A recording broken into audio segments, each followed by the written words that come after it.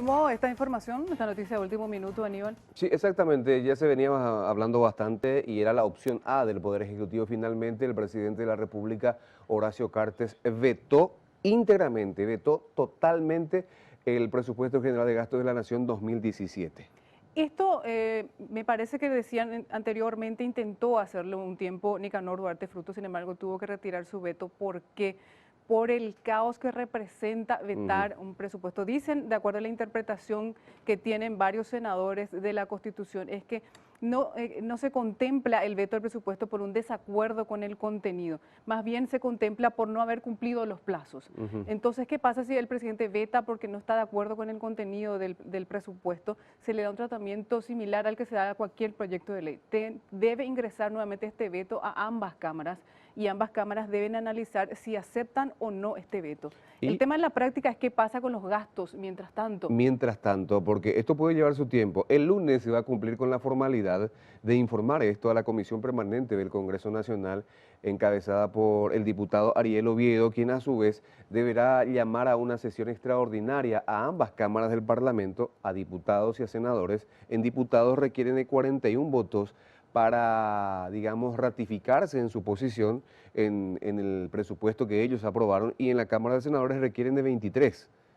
Querrán saber por qué el Ejecutivo veta el presupuesto. Y acá el tema que más interesa al Ejecutivo es el endeudamiento. Sí. Salió sancionada la versión que al Ejecutivo no le agradaba, la versión del Senado en la que le hicieron un recorte muy fuerte al nuevo endeudamiento que plantea el Ejecutivo. El Ejecutivo pedía más de 500 millones de dólares nuevamente de emisión de bonos para endeudamiento. Para pagar otras deudas. Y más de la mitad de ese dinero era para pagar deudas. En el Senado le recortaron esto, dijeron que no se puede seguir manteniendo este tipo de política de deuda, de seguir pagando deuda con deuda. Eso se debe pagar con recursos genuinos, con recursos que ingresan por impuestos. No se puede seguir endeudando de esta manera al país, decían en el Senado.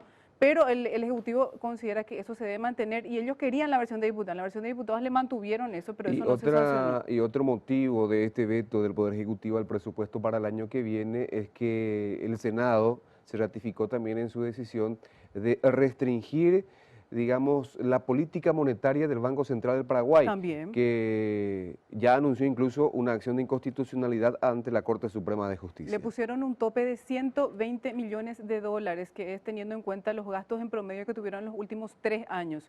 En el Banco Central dicen que ellos tienen la potestad absoluta y única de ellos manejar ese tope de dinero como ellos quieran. Desde el Senado dicen que se cometieron un despilfarro de dinero en los últimos años por esa libertad que se le dio al Banco Central y consideran que esos gastos se deben medir y se deben explicar al gobierno en todos sus componentes, entre ellos a los parlamentarios, para evitar nuevos despilfarros. Y esto para muchos no deja de estar relacionado, esta decisión del presidente de la República, con la intención de conseguir, digamos, incluir la figura de la reelección a través de la enmienda, que se apruebe el proyecto de enmienda aprovechando momentos coyunturales, por ejemplo, la ausencia de varios parlamentarios que se oponen a esta figura de la enmienda y supuestamente tratar, no sabemos, Rocío, si se puede o no, durante el tratamiento de este rechazo, de este veto al presupuesto, meter sobre tablas el tema de la enmienda. Sobre tablas en una sesión extraordinaria no se puede, o sea, debería convocarse a otra extraordinaria,